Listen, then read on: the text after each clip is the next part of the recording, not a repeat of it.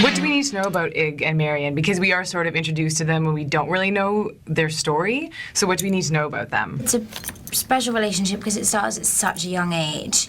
And I also think it's a great moment where actually it's Marion that flashes her cross in Ig's eyes first, so it's kind of the girl going for the boy originally, which I think is great. And then, you know, as you get older, and just trying to show that trust of what it is to really be in love with somebody, and I think that was a key thing in this breakup scene of that our characters go through, is of this kind of, I want you to be happy, but it's like this very uncomfortable way of saying it. I mean, the key thing with their relationship is I just think it really is an honest love affair, which is kind of... I think that's what makes it so hard for Ig in that breakup scene, is that he gets a sense that for the first time in his memory, you are not being completely honest with me. And there's something, I think that's what makes that breakup scene so heartbreaking, is that he still feels he's not finding out the truth. And so he's left with, and that's one of the things that obviously torments him after you die, is the fact that he doesn't know what went on. We're not giving anybody any spoilers away about talking about the fact that she's dead. Just, you know, she's like, you find that out right at the start of the movie. And on top of being a love story, it also has elements of horror, and I was surprised that it was funny. Yeah. It has such a dark humor to it. I think that's what will surprise people. It's a really funny movie as well. Like, particularly the first third is just like some absurdist comedy. It's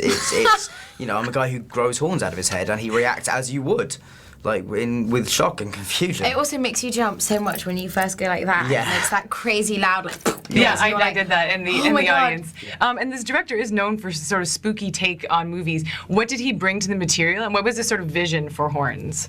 I mean, Alex obviously does bring a huge kind of genre pedigree to the movie, and he knows how to do freaked me out those so stuff. many times. Movies.